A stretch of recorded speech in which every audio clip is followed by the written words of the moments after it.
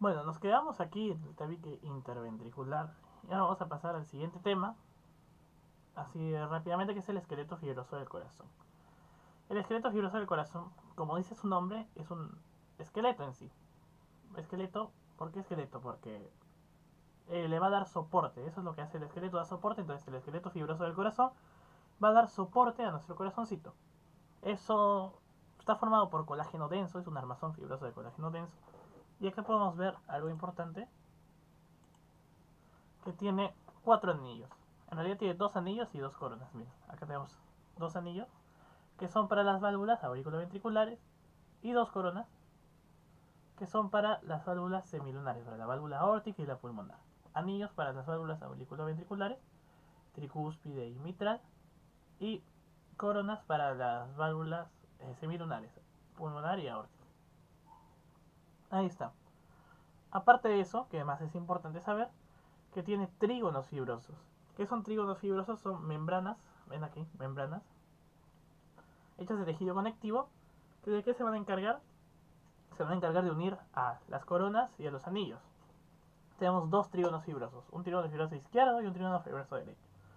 ¿Dónde los podemos ver? Pues aquí, miren. Aquí, este que estoy señalando acá, es el trígono fibroso derecho. Y este que estoy señalando aquí, esta membrana, es el trígono fibroso izquierdo. Entonces, ¿por qué son importantes? Porque van a unir a los dos anillos. Y acuérdense más del derecho, porque después cuando veamos sistema cardionector, ahí va a tomar más importancia este trígono fibroso derecho. ¿Qué más es importante saber del esqueleto fibroso del corazón? Bueno, ¿para qué sirve? ¿Cuáles son sus funciones? Y entonces el esqueleto fibroso del corazón nos sirve para esto. Primero, porque nos impide la distensión excesiva de las válvulas, o sea, las mantiene bien cubiertas. Es como un esqueleto, evita que se distiendan excesivamente. ¿Qué más es importante? Porque es el sitio de inserción para las válvulas y el miocardio. Gracias a estos anillos fibrosos, las válvulas tienen su sitio de inserción. Recuerdan el círculo calloso de Haller, que también era literalmente el anillo fibroso. Justo ahí se insertan las válvulas. Y también el músculo cardíaco va a tener inserción en esto. Hay libros donde describen la disposición del músculo cardíaco. No vamos a entrar en eso ahí, pero quiero que se acuerden que el músculo cardíaco también va a tener su inserción en estos anillos fibrosos. Y primero, también por último, perdón, también sirve para hacer aislante eléctrico. ¿Por qué? Porque va a separar impulsos entre aurículas y ventrículos. Cuando veamos sistema cardionector, quiero que se acuerden que el haz de His perfora el trígono fibroso derecho y ahí va a sufrir un retraso de 0,04 segundos, ¿ok? En el trígono fibroso derecho sirve para retrasarme el impulso. Entonces, como me retrasa el impulso, me está haciendo que las aurículas se contraigan primero y después los ventrículos, haciendo que sea aislante eléctrico de esto. Por eso es importante. En este caso, el esqueleto fibroso del corazón. Esas son sus tres funciones. ¿Ok? Bueno, vamos a seguir ahora con la irrigación del corazón, que es el tema de las coronarias.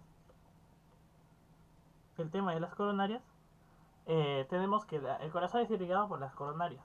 ¿Por qué es irrigado por las... ¿Por qué se llaman coronarias? Ya les dije que teníamos el surco coronario, ¿ok? El surco coronario.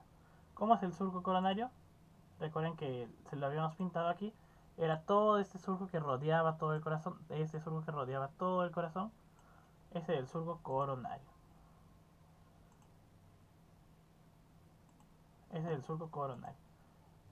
Este de aquí y este de aquí ya. Muy bien, una vez tenemos el surco coronario, tenemos que las arterias coronarias se van a alojar ahí.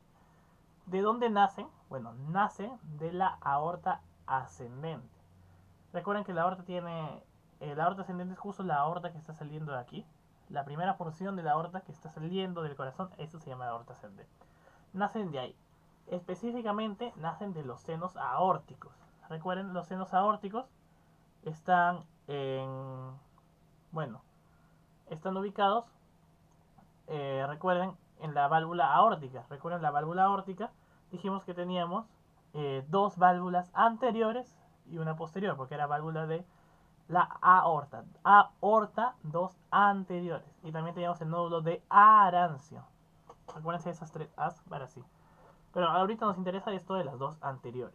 Como tiene dos anteriores, justo las arterias coronarias van a salir de estos senos aórticos anteriores. Bueno, como dice su nombre, este es el seno aórtico anterior derecho y de aquí va a salir la coronaria derecha. Y después tenemos el seno aórtico anterior izquierdo y de ahí va a salir la coronaria izquierda. ¿Qué otra cosa es importante saber de las coronarias? Bueno, es de que el corazón se irriga en diástole. Es una pregunta hasta de fisiología incluso. ¿Cómo que el corazón se irriga en diástole? Recuerden que las válvulas auriculoventriculares, no, las válvulas semilunares, perdón, estas válvulas, las semilunares, la aórtica y la pulmonar, se van a abrir en la sístole. ¿Por qué? Porque la sangre tiene que ir del ventrículo a la arteria aorta para llegar a todo el cuerpo. Entonces en la sístole se abre, llega la sangre así, se expulsa. En la diástole se van a cerrar. Y como se van a cerrar, la sangre, como ya paró la contracción, ya bajó la presión, la sangre va a caer, va a volver. Justamente se cerraban para evitar que la sangre volviera al corazón. Y entonces la sangre, como va a volver, se va a acumular aquí, en los senos de Valsalva, en los senos aórticos. Y justo como la sangre se acumula en estos senos aórticos, aprovecha y va, y así es como las arterias coronarias se irrigan en la diástole. ¿Por qué? Porque aprovecha la sangre que está regresando de la aorta.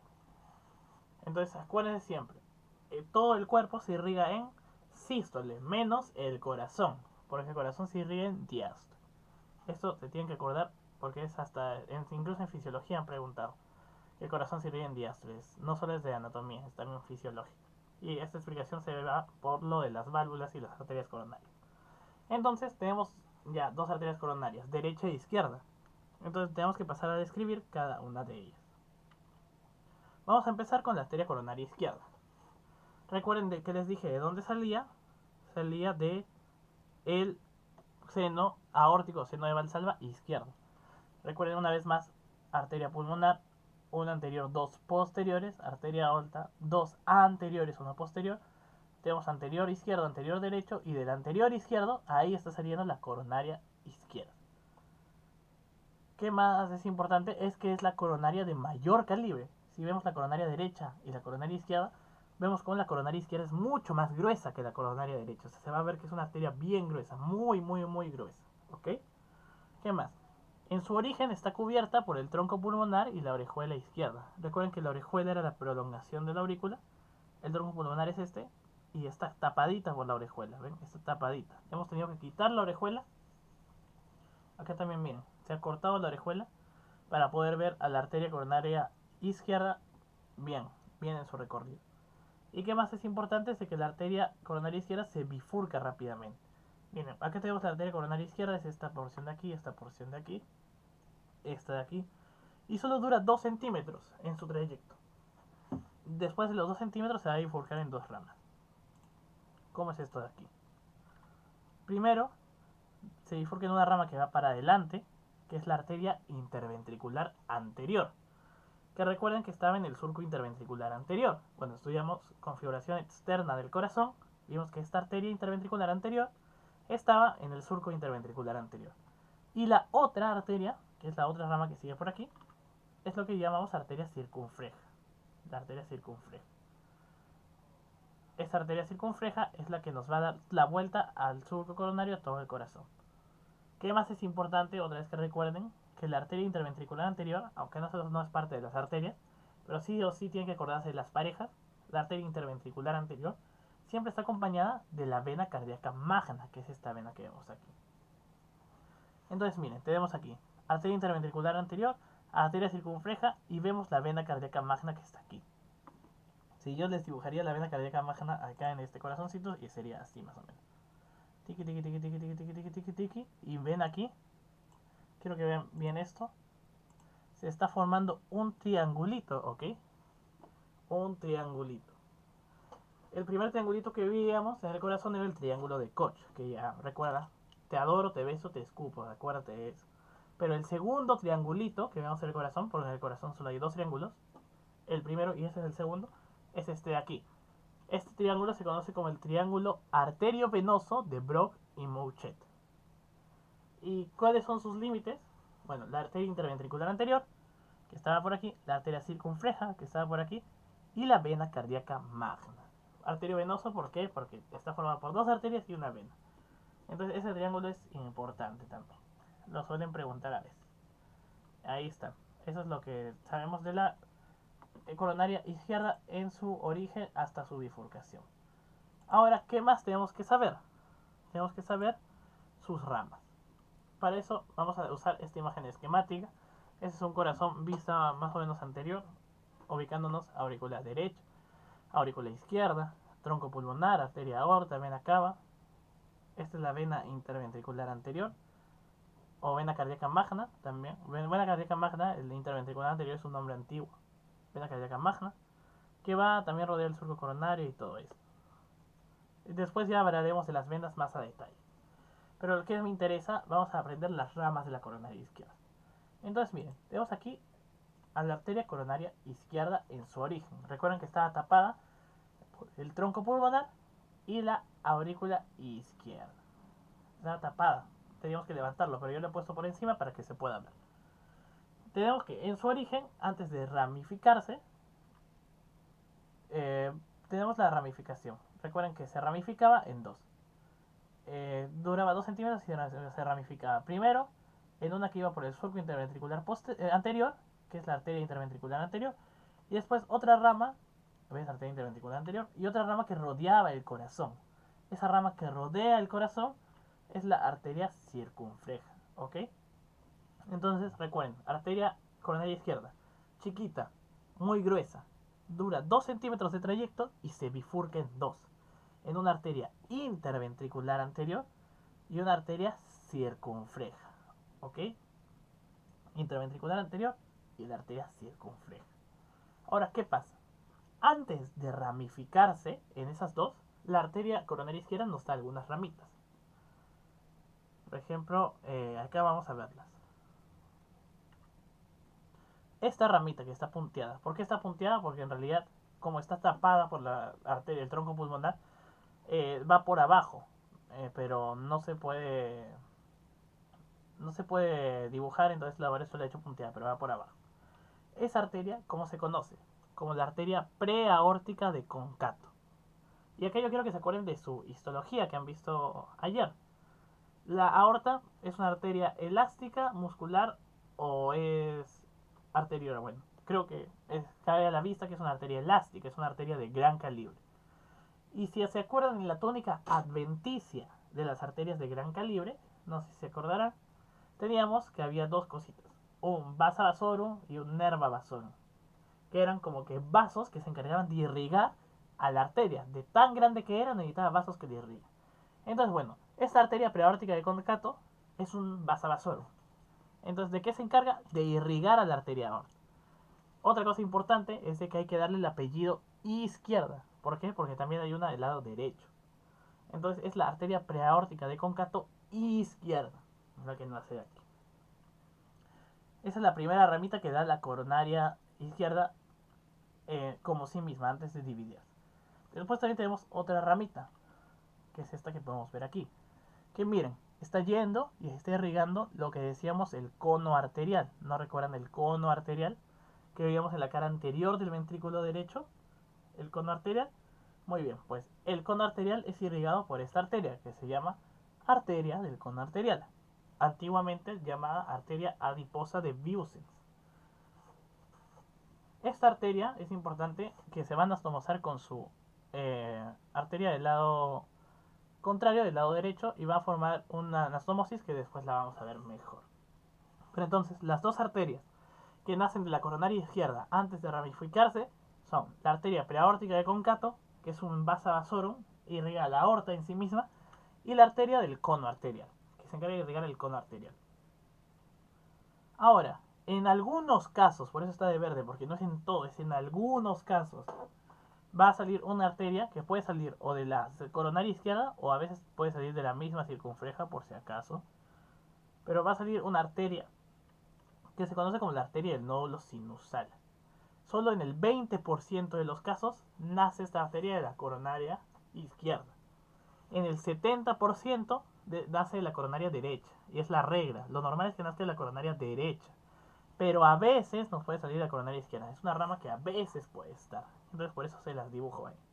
pero no es la regla. Esta arteria no es que salga de aquí, es alguna variante anatómica que está en el 20% de las personas, pero no es la regla, así que si están estudiando arteria coronaria izquierda, no la dibujen, solo las he puesto ahí por variar.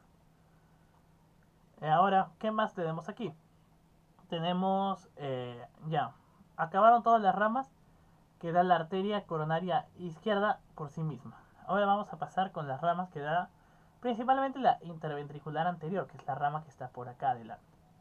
¿Qué tenemos? La arteria interventricular anterior va a llegar, recorre todo el surco interventricular anterior y llega al ápice del corazón. ¿Ok? Acuérdense que llega al ápice, al vértice del corazón. Pero normalmente lo que pasa es de que en todo su trayecto va a sacar una rama grande. Una rama así grande se bifurca rápidamente. La de acá sigue llamándose interventricular anterior, pero esta rama de aquí tiene otro nombre y se conoce como la arteria preventricular de Mouchet. Acuérdense de Mouchet, va a ser un nombre que vamos a escuchar bastante en arterias coronarias. Y esta, como está adelante del ventrículo, se va a llamar preventricular, ¿ok? Arteria preventricular adelante del ventrículo. Quiero que se acuerden de eso. Después, ¿qué más? Tanto de la interventricular anterior como de la preventricular de Mouchet, nos van a salir algunas ramitas que van para abajo. Esas ramitas que están en azul. Esas ramitas se le conocen como las ramas diagonales. ¿Ok? Ramas diagonales que se van a encargar de irrigar el ventrículo. Tanto izquierdo como derecho. Se van a encargar de irrigar los ventrículos, las ramas diagonales. Ahora, hay otras ramas que también son importantes de mencionar. Estas ramas no van para abajo, sino que salen y van para el lado e incluso pueden subir e ir un poco para arriba. Que son estas ramas rosadas que están por aquí. No van tanto para abajo como las diagonales, sino van más recto o incluso pueden subir. Como están yendo para otro lado, incluso pueden subir. Yo sé que en anatomía 1 estudiaron que todo lo que regresaba se llamaba recurrente. Esta se puede decir como que está regresando hacia arriba. Entonces se han llamado arterias o ramas recurrentes. Tenemos dos recurrentes. Una recurrente izquierda y una recurrente derecha. Y van a ser importantes estas recurrentes, después las vamos a ver. No se olviden de las arterias o las ramas recurrentes que vemos aquí. Van a ser importantes, porque van a tener una anastomosis. ¿Qué más tenemos por aquí? Bueno, ahora finalmente hay que hablar de las últimas ramas del interventricular anterior. Para eso yo he dibujado aquí una silueta del corazón. Vamos a desaparecer el corazoncito. Y igual, aurícula derecha, aurícula izquierda, ventrículo derecho, ventrículo izquierdo, y lo del medio es el tabique interventricular, el que veíamos que tenía porción muscular, porción membranosa, ese mismo tabique interventricular. Más que nada la porción muscular es la que va a estar irrigada porque es músculo. Entonces, ¿qué pasa? Tenemos aquí a la arteria interventricular anterior. Recuerdas igual la arteria preventricular de Mouchet, su rama chiquita que salía para adelante. ¿Y qué me importa? Justo a nivel del tabique interventricular, la arteria interventricular anterior nos va a dar ramas. Estas ramas van a perforar el tabique y por eso se conocen como las arterias septales o ramas perforantes también. Septales porque irrigan el tabique o arterias perforantes porque perforan justo el tabique interventricular. Ahora, ¿cuántas son? Normalmente es de un número de 8 a 15 septales y se conocen como las arterias septales anteriores. ¿Por qué? Porque vienen de la arteria interventricular anterior. ¿Qué me interesa a estas arterias septales anteriores? Que me van a irrigar los 2/3 anteriores del tabique interventricular. O sea, la mayor parte del tabique interventricular, los 2/3 anteriores, son irrigadas por estas arterias septales anteriores. Eso quiero que se acuerden bien. ¿Y de quién son ramas? De la interventricular anterior. Después igual vamos a repasarlo todo al final. Ahora, ¿qué más me interesa acá saber? Me interesa acá que vean estas dos ramas el inicio. Estas dos ramas son ramas grandes, ¿ok? Son ramas grandes, porque tienen nombres propios. Esas ramas tienen nombres propios, y eso hay que conocerlos. Vamos a estudiarlas una por una.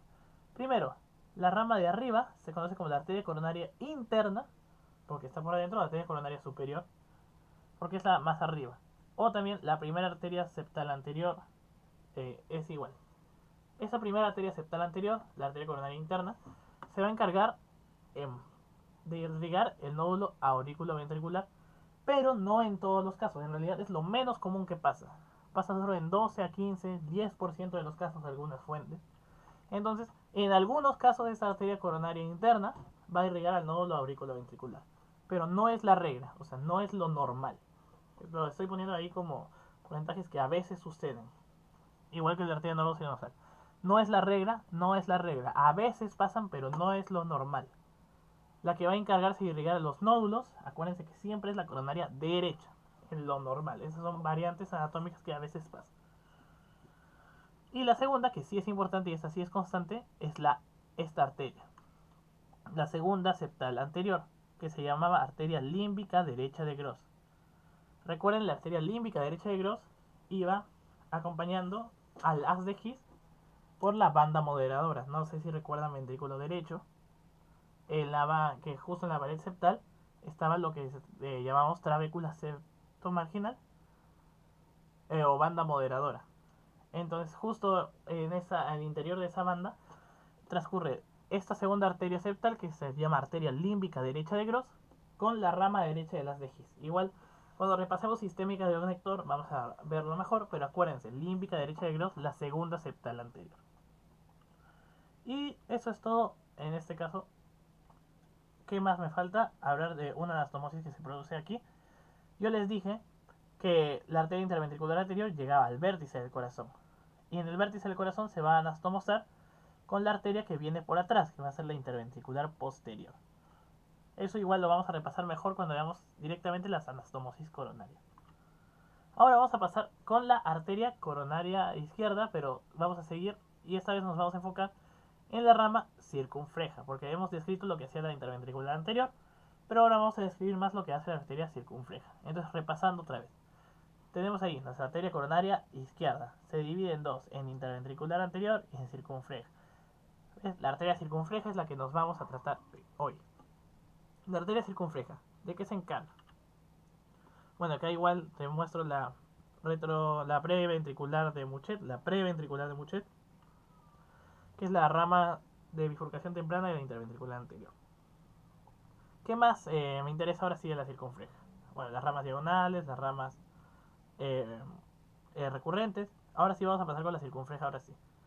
La arteria circunfleja primero se va a encargar de irrigar la aurícula con ramas que suben. Entonces, como son ramas que suben, se llaman ramas ascendentes o también ramas auriculares. También algunos las llaman ramas ascendentes o auriculares. Recuerdan que les dije que la arteria del nódulo sinusal en 20% de los casos salía de la coronaria izquierda. Bueno, a veces pueden nacer como una de estas ramas ascendentes. Pero ya les dije que eso no es lo común. Esto es una excepción a la regla. No pasa en la mayor parte de los casos. Así que solo tenemos ramas ascendentes que se encargan de irrigar la aurícula izquierda en este caso. También tenemos que irrigar el ventrículo, ¿no? Entonces tenemos ramas descendentes o ventriculares. Ramas descendentes o ventriculares. Esas que están pintaditas de verde que se encargan de irrigar el ventrículo.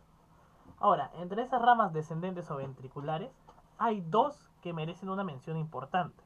Hay dos que tienen nombre propio. ¿Cuáles son? Primero es esta que vemos aquí, que está justo por el borde del corazón. Está en el borde del corazón. Acá creo que se nota mejor, en el borde del corazón. Como está en el borde, en el margen del corazón, se va a llamar arteria marginal. ¿Y qué ventrículo es este? Ah, izquierdo. Está en el borde izquierdo del corazón. Ah, arteria marginal izquierda. Esa es una de las ramas descendentes más importantes de mayor calibre.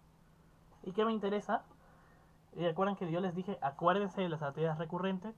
Acá tenemos la arteria recurrente izquierda, ¿no? Que nacía igual de la interventricular anterior.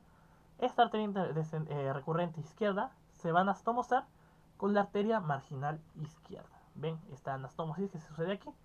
La arteria recurrente izquierda se anastomosa con la arteria marginal izquierda. ¿Qué más? Les dije que había otra rama importante. Aparte de la arteria marginal izquierda, justo por aquí también más o menos van a ser otra arteria que se le conoce como la arteria posterior del ventrículo izquierdo. ¿Por qué? Porque está atrás y está en el ventrículo izquierdo. Ese nombre es más fácil de acordar. La arteria posterior del ventrículo izquierdo. Entonces, esas dos ramas son las ramas importantes. ¿Qué más me interesa?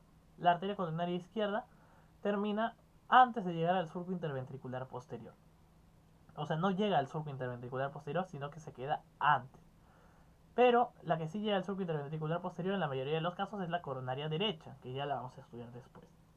Y esa coronaria derecha me va a emitir un ramito. Ese ramito se conoce como la arteria retroventricular de Mouchet. Recuerden que yo les dije, acuérdense de Mouchet porque lo vamos a ver otra vez.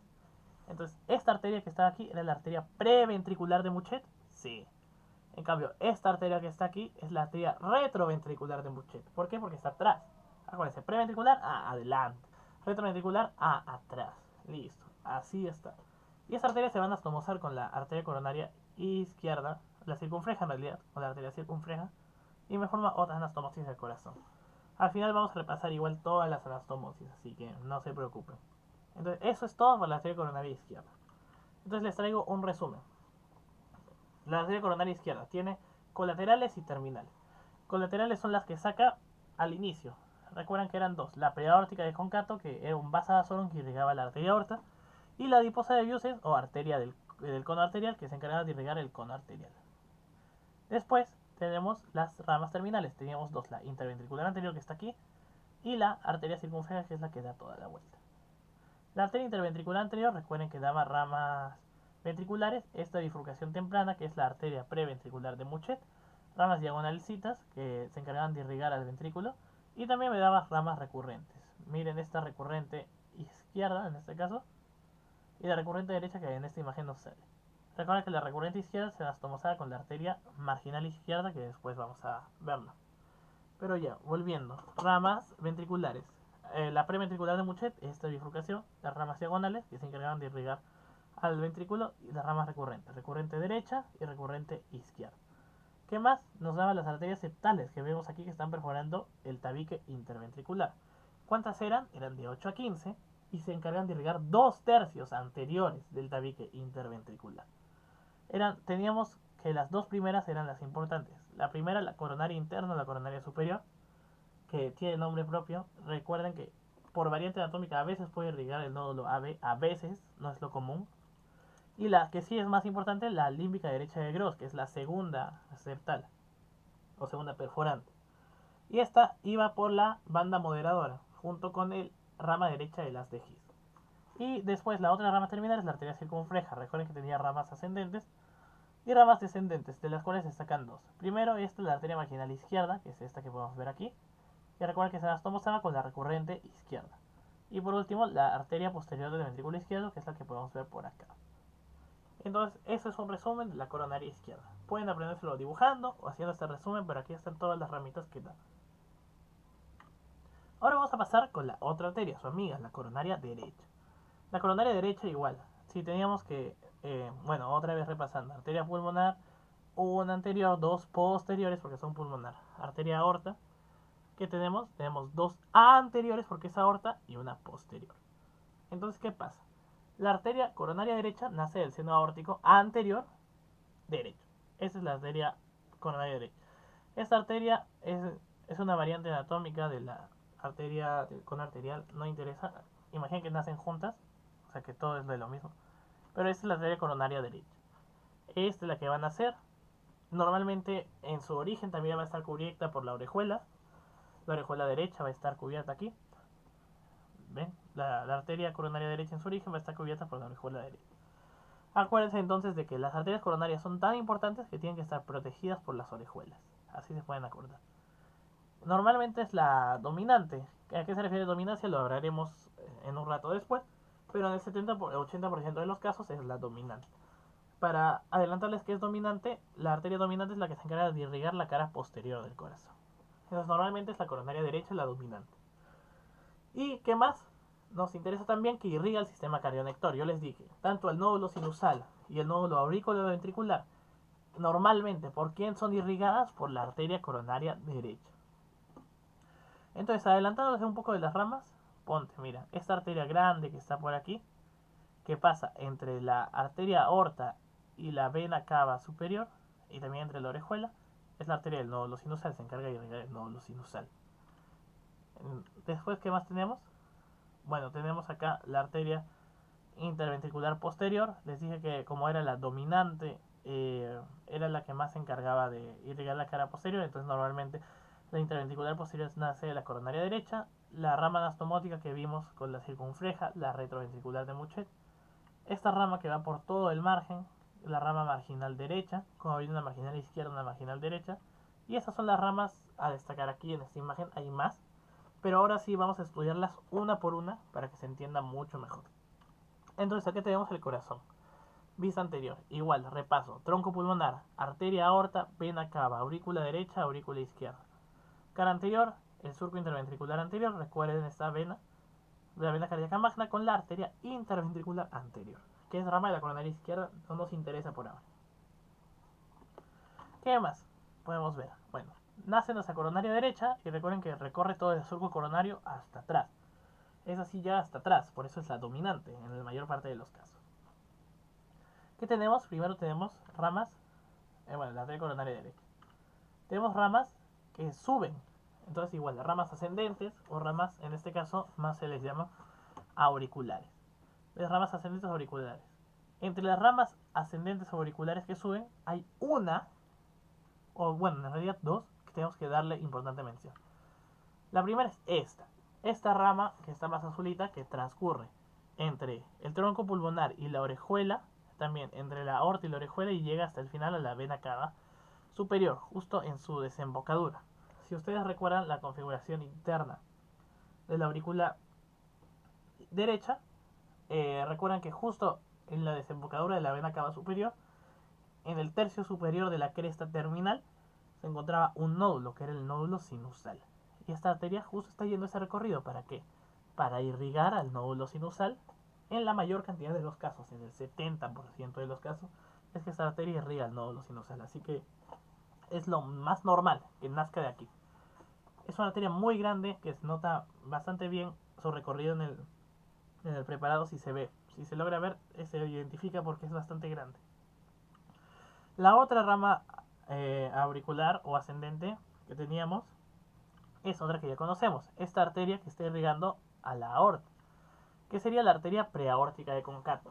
Recuerden que yo les dije que había una izquierda y una derecha, entonces esta hay que darle el apellido arteria preaórtica de Concato derecha. Es lo mismo que la otra, es un vasa vasorum que se encarga de irrigar la túnica adventicia de la aorta y se van a anastomosar con la otra arteria preaórtica de Concato, que eso lo vamos a repasar cuando veamos las anastomosis de las arterias coronarias.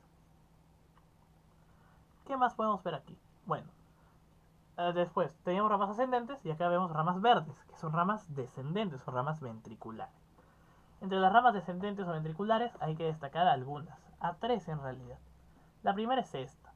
Esta arteria es la que está irrigando otra vez el cono arterioso. Entonces igual, se va a llamar arteria del cono arterial o también adiposa de Biusen. Pero hay que darle el apellido derecha. ¿Por qué? Porque no sé si recuerdan que de la coronaria izquierda salía otra arteria igualita, que era la arteria del cono arterial o adiposa de Biusen izquierda. Y estas dos se van a anastomosar a nivel del cono arterial. Esta anastomosis se conoce como el círculo arterial de Biusen. No confundir con el anillo de Biusen que habíamos visto en la aurícula derecha. El anillo de Biusen en la aurícula derecha era el limbo de la fosa oval, el anillo que me rodeaba la fosa oval. Eso no es el anillo de Biusen. Esto es el círculo arterial de Biusen, que es la anastomosis entre las dos arterias adiposas de Biusen o del cono arterial. Ahora, hay veces que también es bastante frecuente donde la arteria adiposa de Biusen izquierda no sale. Entonces algunos consideran, y si te preguntaran ¿qué arteria coronaria irriga el cono arterial, derecha o izquierda? ¿Tú cuál dices? Bueno, más la derecha. Entonces si te dicen entre A o B, solo puedes elegir una, derecha o izquierda, ¿cuál es la que irriga más? La derecha, porque hay veces donde esta no existe. Pero ya, entonces la arteria del cono arterial de adiposa de Biusen derecha es la más fuerte que la izquierda, es más importante. Es la que puede irrigar sola incluso el cono arterial. Esa es la primera rama ventricular que tenemos. Ahora, la segunda rama ventricular que tenemos es esta que está aquí, que justo va por este surco que podemos ver aquí. Y si teníamos una arteria posterior del ventrículo izquierdo, ahora vamos a tener una arteria anterior del ventrículo derecho. Es totalmente lo contrario, pero tiene el nombre igual. ¿Por qué? Porque esta arteria va adelante y del ventrículo derecho, arteria anterior del ventrículo derecho. Y finalmente también recuerden, si teníamos una arteria marginal izquierda que iba por el margen del corazón izquierdo, acá también tenemos el margen del corazón derecho. Y entonces vamos a tener otra arteria marginal, que se llama la arteria marginal derecha. ¿Ok? Es otra rama descendente o ventricular importante. ¿Qué más se tienen que acordar? Quiero que se acuerden de la interventricular anterior. Esa es coronaria izquierda, pero yo quiero que se acuerden que nos daba una recurrente, ¿no? La recurrente derecha. Esa recurrente derecha va a llegar a la marginal derecha y se va a anastomosar. Entonces, recordando las anastomosis de las recurrentes. La recurrente izquierda salía por aquí y se anastomosaba con la arteria marginal izquierda. Y la recurrente derecha sale por acá y se anastomosa con la arteria marginal derecha. Entonces esas son otras anastomosis que tenemos en el corazón. Como ya les digo, al final vamos a repasar todas las anastomosis, entonces, así que chévere con eso. ¿Qué más? Nos falta ver la coronaria derecha cuando da la vuelta por atrás. ¿Qué pasa cuando da la vuelta por atrás? Recuerden que la coronaria derecha daba toda la vuelta al surco coronario, entonces la vamos a ver igual aquí. Ya dio la vuelta y la vemos por atrás. La vemos por atrás, igual. Nos va a dar ramas auriculares aún, nos va a dar para irrigar la aurícula, ramas auriculares, y también nos va a dar ramas ventriculares igual, para irrigar al ventrículo. Recuerden, igual acá vamos a ver la arteria marginal derecha, que va por el margen del corazón, es esta que podemos ver aquí también. Esa es la arteria anterior del ventrículo derecho, la arteria marginal derecha. Así las podemos ver. Bien. Ahora, ¿qué pasa? La arteria coronaria derecha normalmente llega hasta el surco interventricular posterior. El surco interventricular posterior, que lo veíamos en configuración externa en la cara inferior del corazón, llega hasta ahí y va a sacar otra rama. ¿Recuerdan qué arteria corría por esa surco? La arteria interventricular posterior, acompañada de esta vena que después la vamos a estudiar, que es la vena cardíaca media. Entonces ya, la arteria interventricular posterior va a ser algo muy parecido en realidad a la arteria interventricular anterior. Nos va a sacar sus ramas diagonales. Y recuerden que como llega al vértice del corazón también, se van a anastomosar con la otra arteria interventricular anterior que llegaba al vértice. ¿Ves? Arteria interventricular anterior con la posterior se anastomosan justo al nivel del vértice del corazón. ¿Qué más me interesa? La coronaria derecha va a seguir y me va a dar una rama anastomótica, que recuerdan esta arteria, como está atrás del ventrículo, es la arteria retroventricular de Murchett, que ya la habíamos conocido, ya la habíamos visto antes, y quiero que se acuerden una vez más que es la que se encarga de anastomosarse con la arteria circunfleja. Entonces la arteria retroventricular de Murchett es la que se anastomosa con la arteria circunfleja. Ya lo habíamos visto también en la arteria coronaria izquierda. ¿Qué más me interesa? Esas son todas las ramas de la coronaria derecha, pero nos falta estudiar un poco más a la interventricular posterior. Otra vez, dibujamos el corazoncito, lo hacemos desaparecer, igual, aurícula derecha, aurícula izquierda, ventrículo derecho, ventrículo izquierdo, y el tabique interventricular.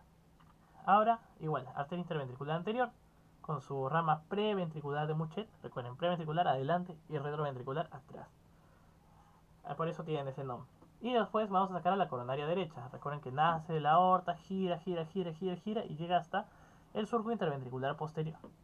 Justo ya el surco interventricular posterior, y que va a ser, ahí está, saca la arteria interventricular posterior. Y esa arteria interventricular posterior me van a salir perforantes igual, o arterias septales. Igual, del número de 8 a 15. Estas arterias, como están por atrás, se van a llamar arterias septales posteriores. ¿Por qué? Porque están por atrás. Y si las arterias septales anteriores irrigaban los 2/3 anteriores, esas arterias septales posteriores se van a encargar de irrigar el tercio posterior del tabique interventricular. Irrigan menos, sí, irrigan solo el tercio posterior del tabique interventricular. Ahora, si vemos ahí las arterias septales, uy, acá vemos una que hay de mayor tamaño, entonces eso quiere decir que tiene nombre propio o bueno, que es más importante en sí. ¿Por qué es importante? Ella se llama la primera perforante posterior o su nombre real, la arteria del nódulo AB. ¿Por qué? Porque se va a encargar de irrigar al nódulo AB en un 70-80% de los casos. O sea, normalmente esta arteria es la que irriga el nódulo AB. Esta arteria. La primera septal o primera perforante posterior.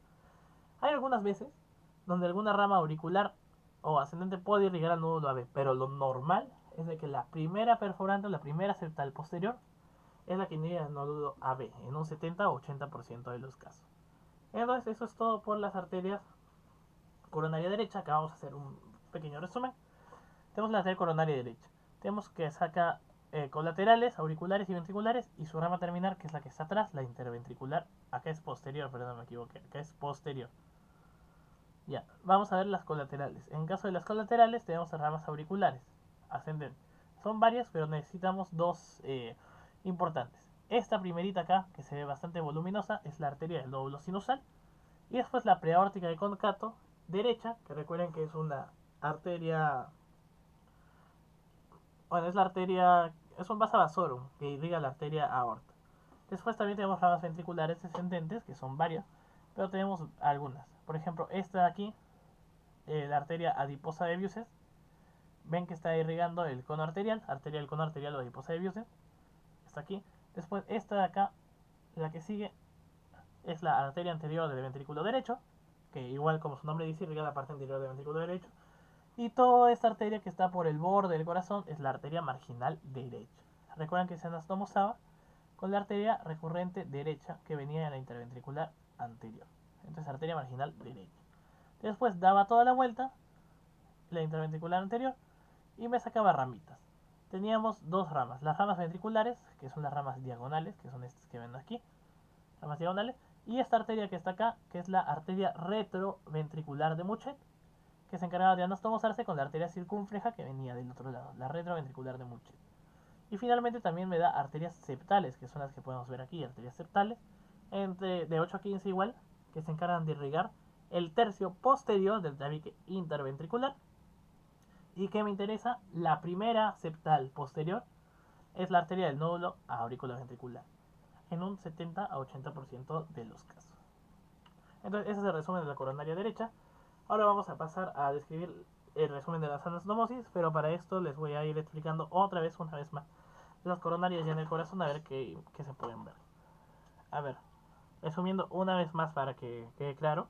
En sí, el truco para aprender coronarias es que hagan los esquemitas como antes o que dibujen ustedes mismos las coronarias. Toda arteria siempre se aprende dibujando. Ese es el secreto. Entonces, miren, vamos a empezar con la coronaria izquierda. Acá tenemos la coronaria izquierda. Miren, acá tenemos esta variante anatómica donde nos está mostrando la arteria del nódulo sinusal naciendo de la coronaria izquierda. No la cuenten, no existe esta, no importa. Solo considera como ramas auriculares como estas de aquí. Entonces la arteria coronaria izquierda se dividía rápidamente en dos. En la arteria interventricular anterior y la arteria circunfleja, que es la que va a dar la vuelta. La arteria interventricular anterior, recuerden que me daba ramas diagonales, así que irrigaban todo. Una rama bien voluminosa, que se conocía como la arteria preventricular de Muchet. Y me daba también ramas recurrentes. Miren esa rama recurrente que está volviendo, que es la recurrente derecha, que se van a anastomosar con la arteria marginal derecha. Y la recurrente izquierda, que no se puede apreciar en esta imagen. Después me daba ramas septales. Acá está la interventricular anterior, me da ramas septales, de las cuales importaba más la primera septal anterior, que es la arteria coronaria interna, que a veces se encarga de irrigar el nódulo AB, a veces no es lo normal es que le irrigue la primera septal posterior, pero a veces esta llega antes y la irriga. Y también la segunda septal, que es la arteria límbica derecha de Gross, que se encarga de irrigar a la rama derecha de las de His, acompañándola por la banda moderadora o trabécula septomarginal. Llegaba la circunfleja, igual la circunfleja teníamos acá varias ramas, ramas auriculares, ramas ventriculares. Esta arteria que va por todo el borde del corazón, que podemos ver aquí, es la arteria marginal izquierda. Y acaba antes de llegar al surco interventricular posterior, acuérdense. Me faltó mencionarles también, en el inicio de la coronaria izquierda se ve esta arterita, que es la arteria del cono arterial, o adiposa de Bios. Ahora vamos con la coronaria derecha. La coronaria derecha igual hace de la aorta. Esta recorre todo el surco coronario y llega hasta atrás. Es más, se ve muy bien su recorrido. Y vemos que tiene varias ramas. Ramas ascendentes auriculares, de las cuales hay que destacar la preaórtica de Concato, que no se ven en ninguna imagen porque son basavasorums en realidad. Esta gran arteria aquí, que es la arteria del nódulo sinusal, la verdadera, la que sucede en mayor parte de los casos, es la rama más grande. Entre las ramas ventriculares tenemos primero esta de aquí, que es la arteria del cono arterial derecha, que es la que más irriga el cono arterial. Recuerden, si te preguntan cuál irriga el cono arterial de izquierda a derecha y tienes que elegir solo una, elige la derecha porque es más voluminosa, es un poco más grande. Adiposa de Biosens, recuerden que se anastomosaban y formaban el círculo de Biosens, que no es lo mismo que el anillo de Biosens, sino es el círculo arterial de Biosens. Estamos haciendo, o sea, un repaso igual. Y bueno, aquí está la, recuerda, arteria anterior del ventrículo derecho, la arteria marginal derecha, está por aquí, que se anastomosaba con esta recurrente derecha, acuérdense de eso. Daba toda la vuelta a la coronaria derecha, llegaba acá al surco interventricular posterior y me lanzaba mi arteria interventricular posterior, de la cuales me daba arterias igual diagonales y me daba arterias perforantes, de las cuales me interesa más que nada la primera perforante, porque era la que se encargaba de irrigar al lóbulo auriculoventricular. Finalmente me da esta ramita que es la arteria retroventricular de Mouchet y esta se anastomosa con la arteria circunfleja. Entonces ese ha sido un resumen con estas dos imágenes de todas las arterias coronarias. Igual lo pueden repasar con el esquema, lo pueden repasar con los dibujos, con animaciones que les hice. La cosa es que ustedes mismos lo dibujen y así se aprendan toda la irrigación coronaria. Ustedes dibujen las arterias y se les va a quedar al fin y al cabo. Entonces vamos a pasar con las anastomosis, que es para esto que vinimos a esta imagen. Ya. Tenemos 7 anastomosis en el corazón. En realidad las anastomosis del corazón no sirven mucho, previenen de algunos colapsos arteriales, pero en realidad el corazón no está exento de tener taponamientos de arterias y que sean afectadas. Entonces, solo no es como que ayuden a mantener la irrigación del corazón, son pequeñas y por eso no es que tengan una utilidad en sí, pero anatómicamente se describen unas 7 anastomosis del corazón. Entonces vamos a verlas una por una. Ojo, sí, esas anastomosis, como repito, no es que ayuden a mantener el flujo, sino solo se dan y le forman un esqueleto vascular, pero no es como que tengan una importancia para mantener el flujo. Es decir, de que, por ejemplo, eh, normalmente, si yo tengo una arteria acá A y tengo una arteria B que se están anastomosando a ella. Si yo matara la arteria A, la arteria B podría seguir dándole sangre a la arteria A. Arteria A, arteria B. Miren. Normalmente, tipo, fluye sangre por aquí y fluye sangre por aquí. Eso es lo normal. Ahora, ¿qué pasa si esa arteria se tapa y ya no fluye sangre por acá? No hay sangre. Igual la arteria B le seguiría dando sangre a la A y eso evitaría los infartos. Pero en el caso del corazón las anastomosis no son muy útiles, entonces por eso igual las arterias pueden obstruirse, no hay una buena circulación colateral, a eso se refiere. Entonces no son muy útiles, solo se describen anatómicamente, pero en realidad no nos salvan de los tapotamientos arteriales en realidad. Solo están ahí. Entonces vamos a describirlas, las 7 anastomosis, otra vez. Primero, la anastomosis entre las preaórticas de concato, derechas e izquierdas.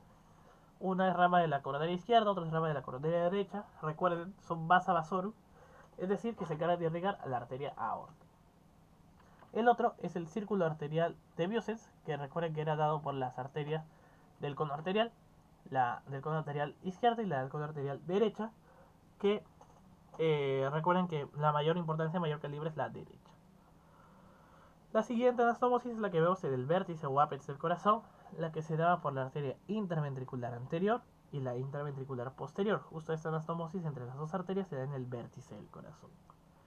La cuarta anastomosis que podemos ver es esta de aquí, que se da entre la arteria marginal derecha que vemos por acá y la arteria recurrente derecha. Recuerden, las marginales con las recurrentes se anastomosaban. Después, la siguiente es la arteria marginal izquierda, con la arteria recurrente izquierda. No se puede ver bien en la marginal izquierda, pero acá no se pueden ver bien, pero recuerda. La arteria recurrente izquierda nace por aquí y se anastomosa con la marginal izquierda que estaría a este nivel. Después, la anastomosis entre las perforantes o septales anteriores y posteriores, que se anastomosan en el tabique interventricular. Recuerden que las anteriores irrigan 2/3 anteriores y las posteriores irrigan 1/3 posterior. Y finalmente, la última anastomosis es la que se produce entre la retroventricular de Mouchet, esta rama chiquitita de la interventricular posterior, y la arteria circunfleja que llegaba hasta acá. Entonces, eso es todo lo que tenemos que conocer de las anastomosis de las coronarias. Ahora, el tema más importante de todos, la dominancia coronaria. Y estos porcentajes, sí, esos porcentajes son importantes que se lo aprendan. Porque se los pueden preguntar en qué porcentaje una arteria es dominante a otra. ¿Qué se define dominancia coronaria? Recuerden que yo les dije, la arteria coronaria dominante es la que se encarga de irrigar la cara posterior del corazón. Y cuando veíamos configuración de cerda, yo les dije que había un surco cruciforme, la cruz de Haas o cruz cordis, que se encargaba de delimitar y ayudarnos a ver cuál era la dominante. Entonces, vamos a empezar viendo esto. Dominancia derecha. Ocurre en el 70 o 80% de los casos, es lo más común. Es lo que sucede normalmente, lo que ya les he explicado. Entonces, ¿cómo se ve esto? Nosotros trazamos nuestra cruz de Haas, la cruz cordis, el surco cruciforme. Ya saben por qué están compuestos, por el surco interauricular, el surco coronario y el surco interventricular posterior. ¿Cómo se define una dominancia coronaria? La arteria coronaria dominante va a ser la arteria que primero llegue a la cruz de Haas, al surco cruciforme, y esa arteria que llegue primero a ese surco es la que va a dar la interventricular posterior. Repito, la arteria coronaria dominante es la arteria que primero llegue al surco interventricular posterior, a la cruz de Haas, y va a dar la arteria interventricular posterior. En el 70-80% de los casos, que es lo normal en la mayoría, lo va a dar la coronaria derecha. Entonces, ¿cómo es? Tenemos ahí a nuestra coronaria derecha. Una vez más, llega primero la cruz de Haas, es la primera que llega, la coronaria izquierda se queda por aquí, y me emite la arteria interventricular posterior. Después recuerden que igual ahí la coronaria izquierda se queda por ahí, y estas dos se anastomosan con la rama retroventricular de Mouchet. Entonces la dominancia derecha es lo normal, que la arteria interventricular, la arteria coronaria derecha llega primero y me da la interventricular posterior. Ahora, ¿qué pasa en la dominancia izquierda? Acuérdense el porcentaje, 12 a 15% de los casos. Es menos común. ¿Qué sucede aquí? Bueno, ahí está la anastomosis, sucede igual. Tenemos la cruz de Haas. Yo les dije, la arteria coronaria dominante, ¿cuál es? Es la que llega primero a la cruz de Haas. Entonces, en este caso, la arteria coronaria izquierda va a llegar a la cruz de Haas primero. Ya no la derecha, sino la izquierda. Y como llega esta arteria primero a la cruz de Haas, va a sacar ella la interventricular posterior. Saca la coronaria izquierda la interventricular posterior. Y la coronaria derecha no termina de llegar a la cruz de Haas. Entonces, dominancia izquierda, ¿cuándo es? Cuando la arteria coronaria izquierda es la que llega y saca la interventricular posterior. ¿Ok? Entonces, vamos bien. Acuérdense los porcentajes. Derecha en 70-80% de los casos. Dominancia izquierda en 12 a 15% de los casos. Ahora vamos a ver la codominancia y la superdominancia. En el caso de la codominancia, su nombre lo puede decir. Codominancia es como que hay dos arterias que están dominando. O sea, las dos dominan a la misma vez. Y esto ocurre en un 5 a 7% de todos los casos. ¿Cómo se ve una codominancia? Igual. Tenemos la cruz de Haas, otra vez, el surco cruciforme. Y tenemos aquí en este caso la coronaria derecha llega al surco cruciforme, pero la coronaria izquierda también llega al surco cruciforme. O sea, las dos están llegando a la cruz de Haas. Esas dos se anastomosan directamente. ¿Ven? Hay una anastomosis ahí. Y de la misma anastomosis es que nace la arteria interventricular posterior. O sea, de las dos. Las dos terminan llegando. Ahí está. Las dos terminan llegando. Y las dos producen esa... La arteria interventricular posterior, eso se define como codominancia. Ahora, en el caso de la superdominancia, eso quiere decir como que hay una arteria que domina más que la otra. Mucho más. No es lo normal, sino mucho más. Que se da en un 2 a 3% de los casos. ¿Y cuál va a ser la arteria que domine más? Bueno, obviamente va a ser la coronaria derecha. Entonces vamos a ver. Cruz de Haas, igual. En este caso la coronaria derecha llega pero al surco cruciforme, pero lo va a pasar, ¿ok? Lo va a pasar bastante y se van a astomosar directamente con la coronaria izquierda. Aparte del pasarlo, igual va a dar la interventricular posterior, o sea, es lo normal, pero lo importante es de que pasa el surco cruciforme y se anastomosa directamente con la coronaria izquierda. Entonces, esto se conoce como la superdominancia. Y esto sucede en el 2 a 3% de los casos. Entonces, ahí están todos los casos de dominancia coronaria. Apréndanse los porcentajes y apréndanse qué significa cada uno. Recuerden, la arteria dominante es la que llega primero a la cruz de Haas y produce la arteria interventricular posterior. Ahora vamos a hablar un poco de venas. las venas han sido un poco opacadas con las arterias, en verdad. Pero también son importantes las venas del corazón. En el caso de las venas del corazón, tenemos dos sistemas venosos.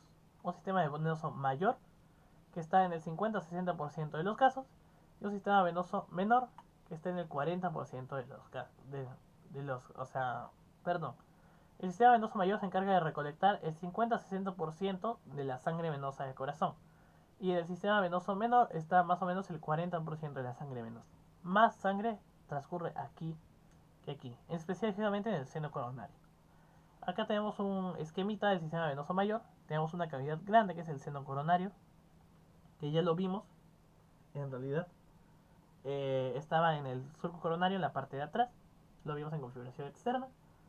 Y ese seno coronario recibe 5 afluentes: la vena cardíaca menor, la vena cardíaca media, la vena posterior del ventrículo izquierdo, la vena cardíaca magna o mayor y la vena auricular del latro izquierdo.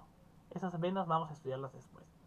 En el caso del sistema venoso menor, tenemos dos tipos de venas: las venas cardíacas anteriores y las venas cardíacas mínimas o venas de Tevesio, también conocidas.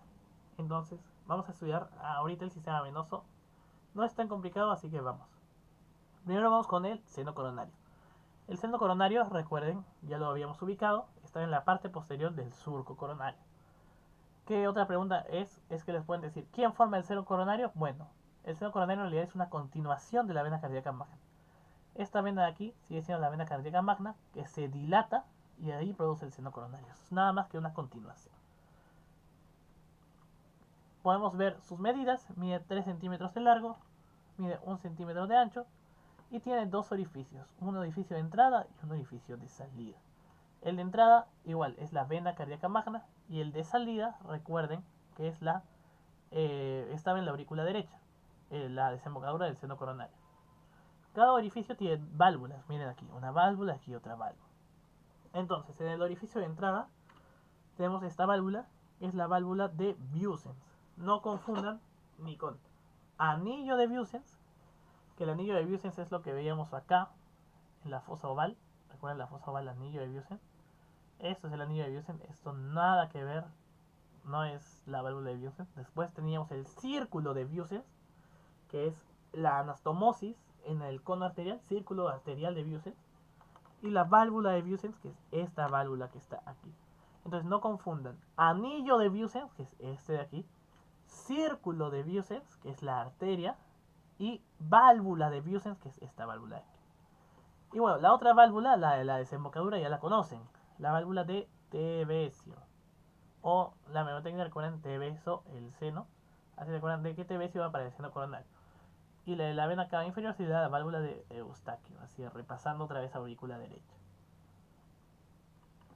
Recibe, recuerden, como les dije, 5 afluentes, que ya las dije anteriormente. Entonces vamos a pasar a explicar una por una cada una de esas afluentes que recibe. La primera afluente es la vena cardíaca magna, que es en realidad la que forma al seno coronario, forma el seno coronario.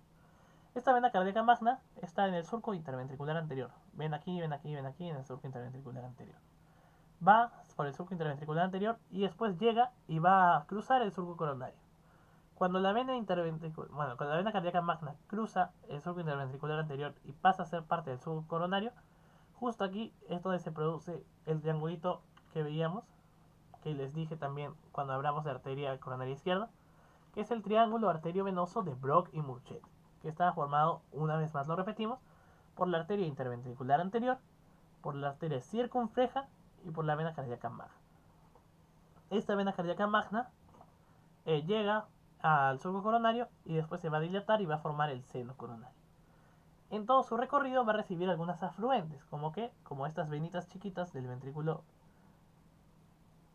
izquierdo, esas venas ventrículas del ventrículo izquierdo, venas ventriculares, y su colateral más importante, esta vena grande, que es la vena marginal izquierda. Como había una arteria marginal izquierda, también hay una vena marginal izquierda. Ese es su colateral más importante de la vena cardíaca magna, su afluente más importante. ¿Cuál es la otra vena? Es la vena cardíaca media. Esta también ya la conocíamos. La vimos en el surco interventricular posterior, acompañado de la arteria interventricular posterior. Esta igual que la vena cardíaca magna, va a recibir arteria, bueno, las venas ventriculares, igual miren estas venas chiquitas ventriculares, y va a desembocar directamente en el seno coronario en un ángulo de 90 grados más o menos. Desemboca directamente en el seno coronario, como podemos ver ahí. Eso es todo por la vena cardíaca media.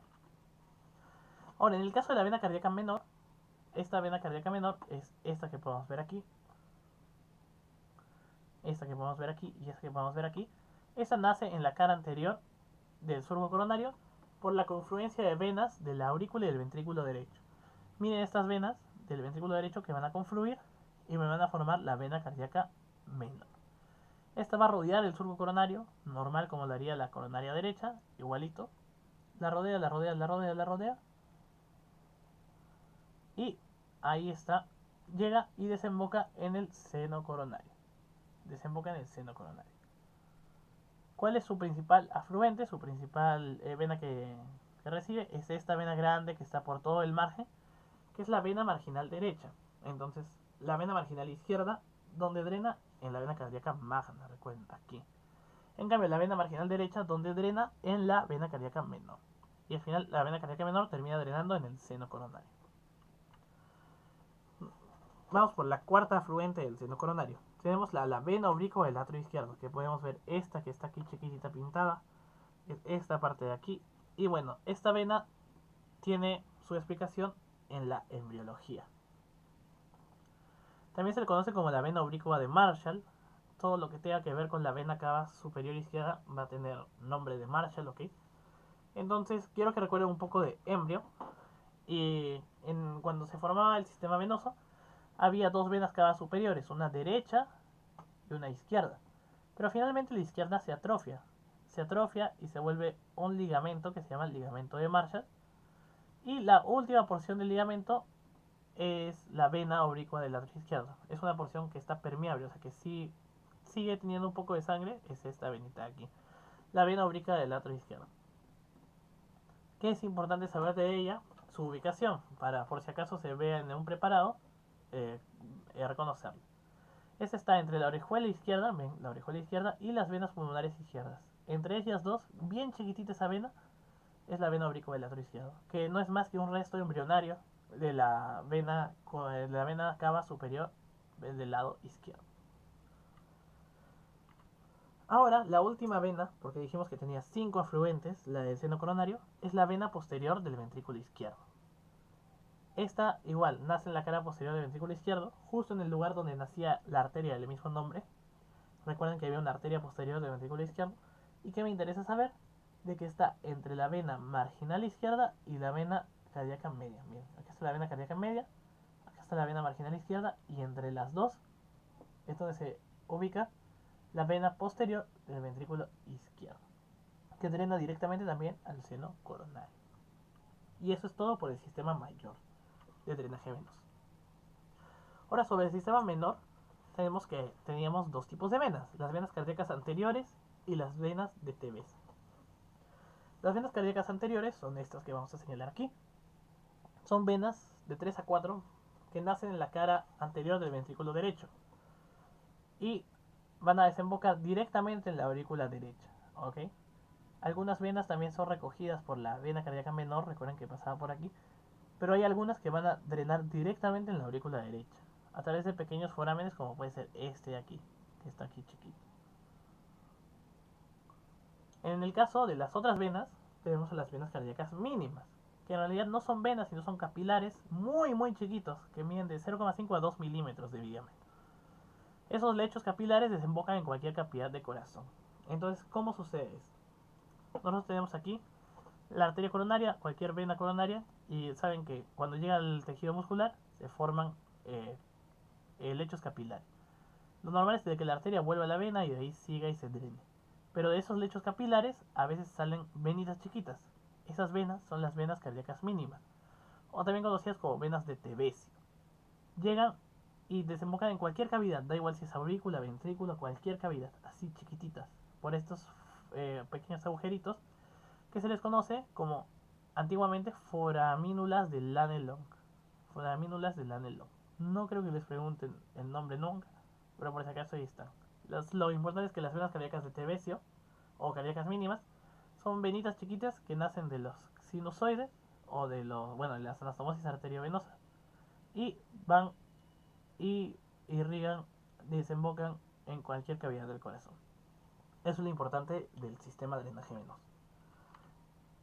Esas son las foramínulas del nanelón. Y por último, pero no menos importante, nos falta lo que es el sistema cardionector. Y es que el corazón en realidad es automático, o sea, late por sí solo. Nosotros si hacemos un trasplante de corazón no reconectamos todo el plexo cardíaco porque es un plexo enmarañado, pero el corazón sigue latiendo solo. Y eso es porque tiene una propiedad de automatismo. Y esa propiedad de automatismo lo da el sistema cardionector. Esto ya lo han estudiado un poco en fisiología, creo. Pero acá vamos a verlo desde el punto de vista más o menos anatómico. Desde el punto de vista anatómico podemos dividir el sistema cardionector en dos. Un sistema atrionector. ¿Por qué atrio? Porque está ubicado en las aurículas. Y un sistema ventriculonector. ¿Por qué ventrículo? Porque está ubicado en los ventrículos. En el caso del segmento atrionector tenemos dos cositas. El nódulo sinusal, o el epónimo que a algunos les gusta decir que es el de Kate y Frack, pero nódulo sinusal es el nombre actual y que el que se debería llamar. Y los tractos o vías internodales, que tenemos tres, uno anterior, uno medio y uno posterior. Y acá tienen los epónimos. El anterior es el de James Bachman, el medio es el de Weckenbach y el posterior es el de Tore. Esto algunos lo suelen preguntar, por eso se los dejo ahí. Es importante también que se los puedan aprender por si acaso. En el caso del segmento ventriculo-nector tenemos al nódulo atrioventricular o nódulo de Ashok-Stavara. ¿Cómo me acuerdo yo? Me acuerdo de los dos nombres, Katie Frack y Ashok-Stavara. Y como aurículo ventricular tiene A, Ashok-Stavara es aurículo ventricular. Y por resultante el otro es el nódulo sinusal. No creen su memotecnia, así me lo acuerdo yo personalmente. Después del nódulo auriculoventricular tenemos a las de His, que se divide en dos, en una rama derecha y una rama izquierda. Y finalmente tenemos a las fibras o a la red de Purkinje, que las han visto seguro en histología también, ubicadas en el subendocardio, encargadas de llevar el impulso a todo el corazón después. Entonces vamos a empezar hablando de este sistemita cardionector, que ya es lo último para acabar. En el caso del sistema cardionector vamos a empezar con el nódulo sinusal. Recuerda el nódulo sinusal cuando veíamos la aurícula derecha, la cresta terminal. La cresta terminal tenía en su tercio superior la ubicación del nódulo sinusal. Aquí se puede ver dónde está ubicado el nódulo sinusal en el tercio superior de la cresta terminal, justo cerca de la desembocadura de la vena cava superior. Ahora, ¿qué es importante del nódulo sinusal? Es decir, que es el marcapasos del corazón. O sea, este es el que genera todo el impulso eléctrico cardíaco para que el corazón lata por sí solo. Por eso es un marcapasos. ¿Y a cuánta frecuencia va? Va a 60 a 100 latidos por minuto. Esta es la frecuencia cardíaca normal que se puede leer en los libros de fisiología. Ahora, algo importante, que creo que también es tema más de histo, pero también es importante mencionarlo aquí, es de que todo el sistema cardionector en realidad no son nervios, ¿ok? No son nervios, sino son músculos, son células musculares especializadas que tienen un potencial de acción diferente, diferentes canales, y son temas más fisiológicos que no nos competen aquí. ¿Qué nos interesa aparte de eso? La irrigación, que es un resumen que lo hemos visto ya en arterias coronarias. El 70%, recuerden, salía de la arteria coronaria derecha, como una rama auricular bastante grande, que era la arteria del nódulo sinusal. En un 20% salía de la coronaria izquierda, de la circunfleja, recuerden. Y en un 10% la irrigación de este nódulo sinusal puede venir de afuera del corazón. Por ejemplo, una arteria esofágica o una arteria bronquial.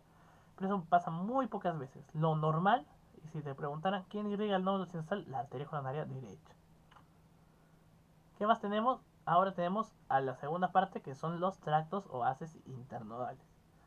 Repasando igual, nódulo sinusal, todo esto es la cresta terminal. Y que tengo que enseñarles ahora al nódulo auriculoventricular, que es el que está aquí, que después lo vamos a describir. Recuerden que estaba en el triángulo de Koch. Ahora, para conectar el nódulo sinusal al nódulo auriculoventricular es que existen estos tractos o vías internodales. ¿Cómo son?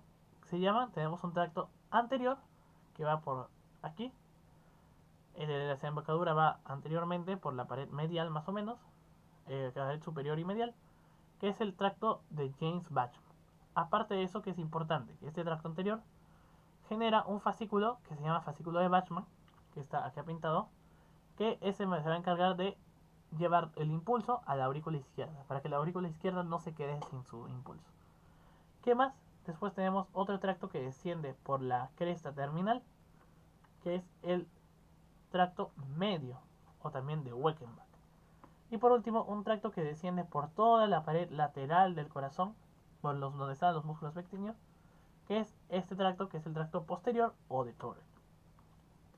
¿Qué es importante saber de estos tractos? De que esos tractos se van a encargar de conducir el impulso y van a darle un retraso del impulso de 0,03 segunditos. 0,03 segundos demora en que el impulso llegue del nódulo sinusal al nódulo AB. Ese tiempo es importante. Son temas más fisiológicos, pero también es necesario mencionarlos aquí. El siguiente es el nódulo aurículo o atrioventricular, que está ubicado, como ustedes saben, en el triángulo de Koch. Acá vemos igual lo que hemos visto. El nódulo sinusal con sus tractos internodales y sale mi nódulo auriculoventricular, mi nódulo AB. Recuerden dónde estaba ubicada, en el triángulo de Koch. Y recuerdan el triángulo de Koch, ¿cómo se acordaban? Te adoro, tendón de Todaro. Te beso, válvula de Tevesio. Y te escupo, la válvula tricúspide. Te adoro, tendón de Todaro. Te beso, la válvula de Tevesio. Y te escupo, la válvula tricúspide. Triángulo de Koch. Ahora, este nódulo auriculoventricular tiene dos porciones. Tiene esta porción que es más amarillita, que es la porción auricular. Y tiene esta porción que es más naranjita, que es la porción ventricular. Esa porción ventricular no es nada más y nada menos que también lo que se le considera la porción inicial del haz de His. Esa porción, o sea, tiene dos nombres. Puede decir la porción ventricular del nódulo AB, o también puede ser la porción inicial o porción fibrosa, también se le conoce, del haz de His. Ya van a ver por qué. Que también es importante decir de que el nódulo auriculoventricular sirve para retrasar el impulso. ¿Cuánto lo retrasa? 0,09 segundos. ¿Por qué es necesario retrasar el impulso una vez más?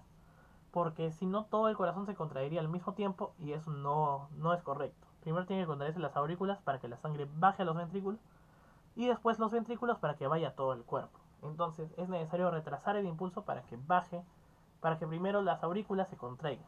Son milisegundos en realidad. Y este nódulo auriculoventricular permite ese retraso del impulso. También es importante decir de que si el nódulo sinusal llegara a fallar, toda la actividad del marcapasos caería en este nódulo. Pero ese nódulo, debido a sus características fisiológicas, solo podría llegar a una frecuencia cardíaca de 40 a 60 latidos por minuto. Su irrigación, otra vez resumiendo, del 80% nace de la arteria coronaria derecha, la mayor parte, recuerden, la primera septal posterior. Pero hay algunos casos, 10, 12, 15%. Más que nada cuando la arteria coronaria izquierda es la dominante, en esos casos, la irrigación la da la primera septal anterior o la arteria coronaria interna, repasando la irrigación de estos nódulos. Pero lo común, ¿quién la irriga? La arteria coronaria derecha a través de la primera septal posterior. Eso es todo por el nódulo AB. Ahora vamos a pasar por el haz de His. El haz de His en realidad es la continuación del nódulo AB. Mide 2 centímetros esa continuación, la porción ventricular en el nódulo AB. Y quiero que recuerden que penetra el trígono fibroso derecho. Cuando nosotros veíamos esqueleto fibroso del corazón, les dije que había una membranita que era el trígono fibroso derecho, y justo esa membrana es la que perfora el haz de His. Lo perfora y una vez perforado se divide en dos ramas, en una rama derecha y en una rama izquierda. La rama derecha es más delgada, podemos verla por aquí, y va a recorrer en el interior de la banda moderadora o trabécula septomarginal, por toda la pared septal del ventrículo derecho, toda la banda moderadora, y va a terminar en el músculo papilar anterior. Sigue el recorrido de la banda moderadora, el fin y al cabo. En cambio, la rama izquierda va a ir por la cara septal del ventrículo izquierdo. Y como el ventrículo izquierdo es más grande, tiene más musculito, se va a dividir en dos. En una rama anterior, que va a ir al músculo papilar anterior, y en una rama posterior, que va a ir al músculo papilar posterior. ¿Qué es importante saber de aquí? Primero, el retraso del impulso. Yo les dije, cuando vimos esqueleto fibroso del corazón, que una de sus funciones era retrasar el impulso y se serví como aislante eléctrico entre aurículas y ventrículos. Otra vez, el retraso del impulso es para que las aurículas se contraigan primero y los ventrículos después, para que no se contraiga todo a la vez. Entonces, ¿qué sucede? Ese trígono fibroso del corazón, cuando el haz de His lo atraviesa en su porción penetrante, se produce un retraso de impulso en 0,04 segundos. Otra vez más, ya saben para qué sirve el retraso de impulso. Y ese es un número más fisiológico, pero se los pongo aquí también. 0,04 segundos. ¿Qué otra cosa también es importante? La irrigación de este haz de His. ¿Cómo se irriga este haz de His? Bueno, se irriga gracias a dos ramas. La rama derecha es por la arteria límbica derecha de Gross, ya la conocen. Es la arteria coronaria, bueno, la segunda septal anterior, que es rama de la interventricular anterior, que es rama de la coronaria izquierda. Perdón el trabalenguas, pero ya la conocen, la arteria límbica derecha de Gross, que lleva junto con la rama derecha de las de His en la banda moderadora. Y la rama izquierda se encarga, es irrigada por las arterias septales posteriores, las que venían por atrás, rama interventricular posterior. Esas son las que irrigan la rama izquierda. Y por último, el sistema cardiolector termina con las fibras de Purkinje.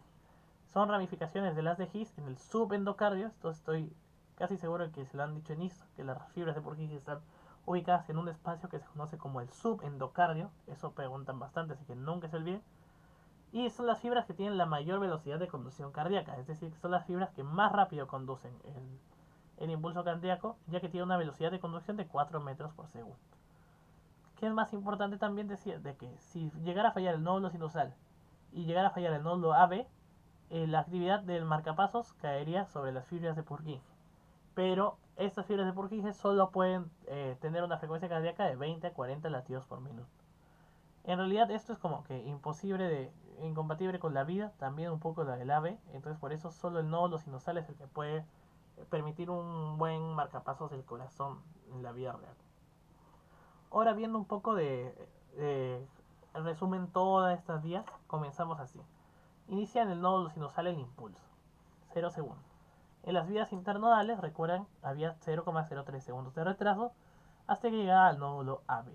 El mismo nódulo AB tenía 0,09 segundos de retraso, si se acordaba. Después de esos 0,09 segundos, ya van 0,12, sumando estos dos, pasaba el haz de His. El haz de His, recuerden que su porción penetrante tenía 0,04 segundos de retraso. Entonces, esos segundos se suman y llegan a 0,16. Entonces, hasta llegar a las fibras de Purkinje demoran 0,16 segundos. Después, del haz de His hasta llegar a todas las fibras de Purkinje demora 0,03 segundos más. De ramificarse en todas sus ramas y llegar hasta aquí, 0,03 segundos más. Y después, para que las fibras de Purkinje alcancen el ventrículo, demoran 0,03 segundos más. Entonces, en resumen, del nódulo sinusal hasta las vías internodales, hasta el nódulo AB, hay 0,03 segundos. El nódulo AB sí mismo se demora 0,09 segundos. Al atravesar se demora 0,04 segundos. Hasta que desde que atravesó la porción penetrante hasta que llegó a las fibras de Purkinje se demora 0,03 segundos. Y desde que las fibras de Purkinje alcancen a todo el corazoncito se demora 0,03 segundos. Esto es más fisiológico, pero como detalles de que se acuerden que el tiempo total del impulso cardíaco es de 0,022 segundos, debido a estos retrasos que suceden aquí. Esto igual es más fisiología, pero también no está de más repasarlo aquí en anatomía. Y por último, pero no menos importante, la inervación del corazón que viene de fuera, el plexo cardíaco.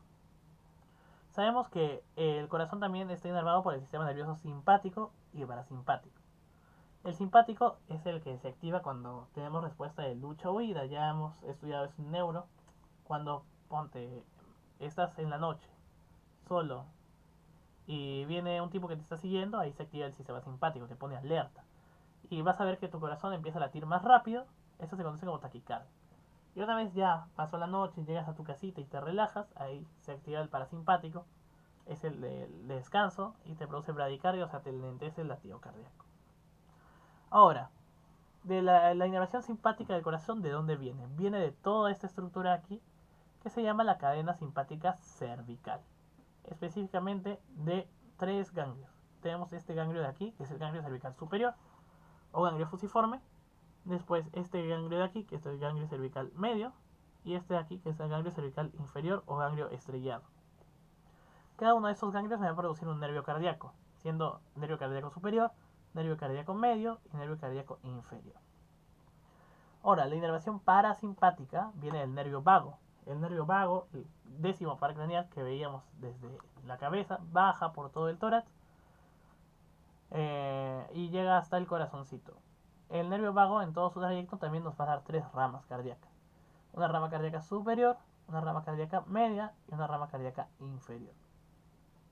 Ahora, recuerden que esto sucede en los dos lados, o sea, hay una cadena simpática y un nervio vago derecho y un nervio de cadena simpática y un nervio vago izquierdo. Y la unión de todas esas fibras me va a formar el plexo cardíaco. Ahora, del plexo cardíaco tenemos dos plexos, un plexo cardíaco superficial y un plexo cardíaco profundo. El plexo cardíaco superficial está formado por ¿quién? Por las tres ramas del nervio vago izquierdo y el nervio cardíaco simpático superior izquierdo. O sea, superficial, acuérdense, todo izquierdo. Y el profundo, bueno, todos los demás que quedan. Entonces, esto lo vamos a ilustrar mejor con las animaciones. Vamos con el plexo cardíaco superficial. Miren, tenemos aquí la primera rama cardíaca superior del nervio vago izquierdo. Recuerden que estamos viendo el corazón de frente, entonces esto es derecho, esto es izquierdo. Después, la segunda rama, la rama cardíaca media del vago izquierdo.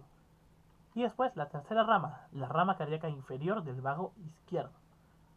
Esto más el primer nervio cardíaco superior izquierdo, que viene de la cadena simpática. Miren que todo lo que está pintado de color entero va a ser superficial. Eso nos forma el plexo cardíaco superficial, ¿ok? Plexo cardíaco superficial. Ahora, el plexo cardíaco profundo es todo lo demás. Entonces, ¿qué sería? Tenemos las tres ramas del nervio vago derecho. Rama cardíaca superior, rama cardíaca media, rama cardíaca inferior del vago derecho. Después, ¿qué más? También tenemos las tres ramas simpáticas derechas. O sea, el nervio cardíaco simpático superior, el nervio cardíaco simpático medio y el nervio cardíaco simpático inferior. Y por último, ¿qué nos faltaba? Bueno, nos faltan las dos ramas que quedan simpáticas izquierda. ¿Cuáles? La rama simpática media izquierda y la rama simpática inferior izquierda. Todo este enmarañado nos forma el plexo cardíaco profundo.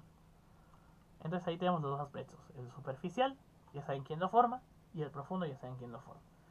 Ahora, el superficial está más en relación con el callado de la aorta y el profundo está más en relación con la tráquea y todas esas partes. Ahora, el plexo cardíaco superficial y profundo se van a unir. Y algo también que es importante es de que justo en el callado de la aorta se forma, por la unión de todas esas fibras del plexo cardíaco, un ganglio que se conoce como el ganglio de Reisman. Entonces, más importante que la configuración del plexo cardíaco, que se pueden aprender esto, quiero que se lleven que la inervación simpática produce taquicardia y la parasimpática produce bradicardia. Y que tenemos dos plexos cardíacos, superficial y profundo. Eso es lo más importante. Esto, una vez me lo preguntaron en Anato, pero después no he visto muchas veces que lo pregunten, solo una vez me lo enseñaron. Entonces también es importante aprendérselo, la verdad. Y bueno, eso sería todo. Muchas gracias por su atención.